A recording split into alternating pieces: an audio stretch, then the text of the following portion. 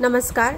मी शेठ गोशाळा इथे आज भेट दिलेली आहे. तर तुमच्या इथे मी 3 प्रकारचे रसायन बघितलेले आहेत सर. तर मला त्याविषयी थोडीशी माहिती हवी होती. नक्कीच. 3 रसायन आहेत. एक आहे बाल रसायन, दुसरं आहे काया रसायन आणि तिसरं आहे विशेष रसायन. तर खूप कॉल्स येतात की व्हॉट्सॲपवर मेसेज येतात, मेटावर येत असतं. तर या निमित्ताने बोलता येईल रसायनांविषयी, याची भूमिका काय आणि कंटेंट काय आणि त्याचा उपयोग काय. त्याच्याने सर्वसाधारण आपल्या सगळ्यांना माहिती असते की शरीर आपल्यामध्ये प्रामुख्याने भूमिका आहे वात, कफ आणि पित्त. हे ज्याचं व्यवस्थित आहे त्याची प्रकृती उत्तम राहते.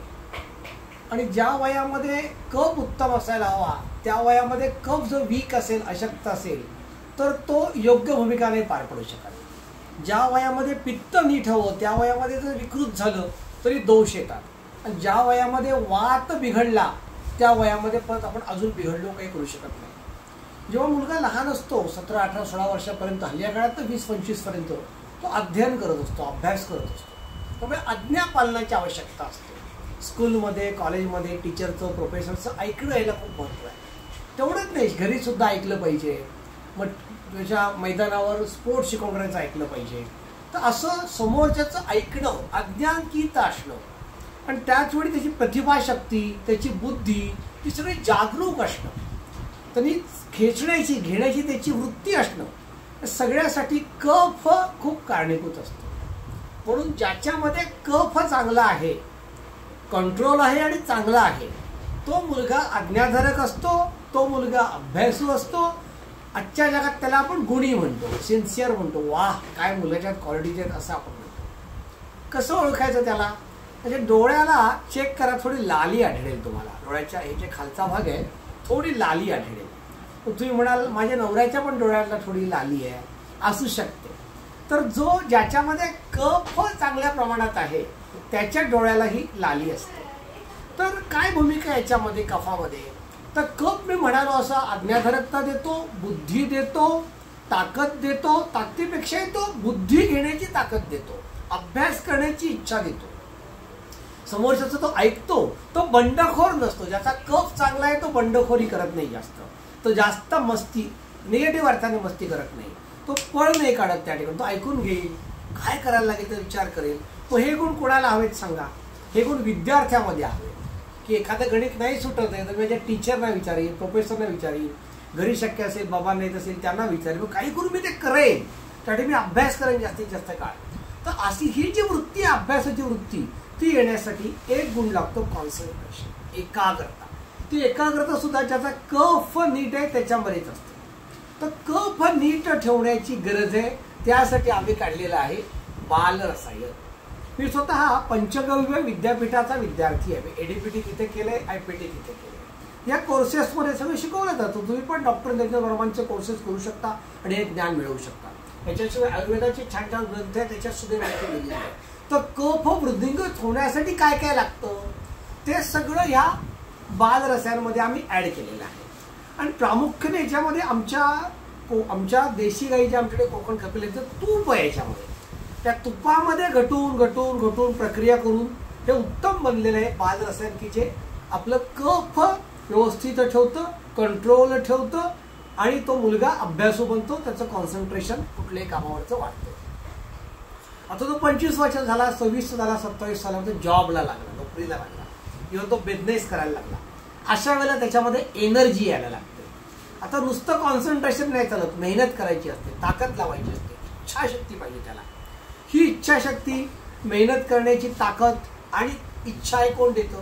पित्त देतं. यासाठी पित्त नीटपणे असायला लागतं. परंतु ते पित्त जर विकृत झालं तर, एक्स्ट्रीम टोकाला गेलं तर तो काहीच करेल असा होतो, चिडचिड करतो, रागराग करतो, त्याला मग काम करायची इच्छा राहत नाही, एनर्जीच त्याच्यातले निघून जाते, पित्त खाऊन टाकतं सगळं.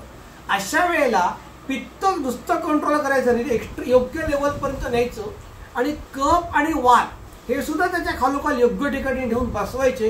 यासाठी आहे काया रसायन, जे तुम्हाला एनर्जी देईल, ताकद देईल, इच्छाशक्ती देईल.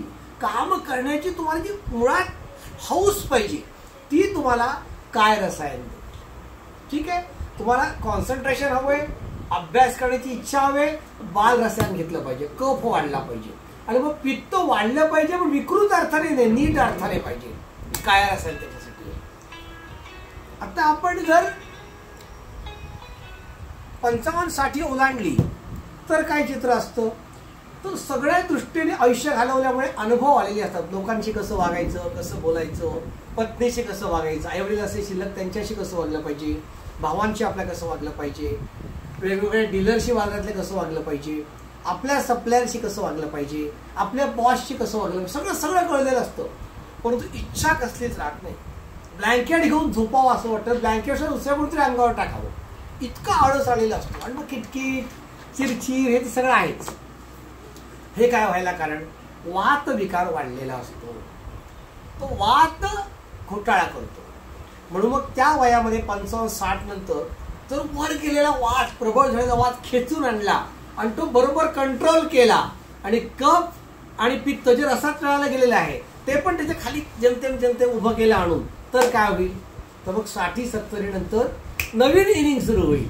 आणि तो मनुष्य मस्त त्याच्या अनुभवाचा उपयोग करेल.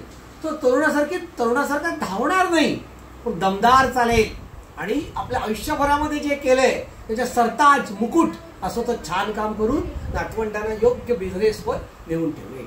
यासाठी आमचं आहे विशेष रसायन. याला वृद्ध रसायन असं पण म्हणता येईल, पण शेड गोशाळेने याला नाव दिले विशेष रसायन.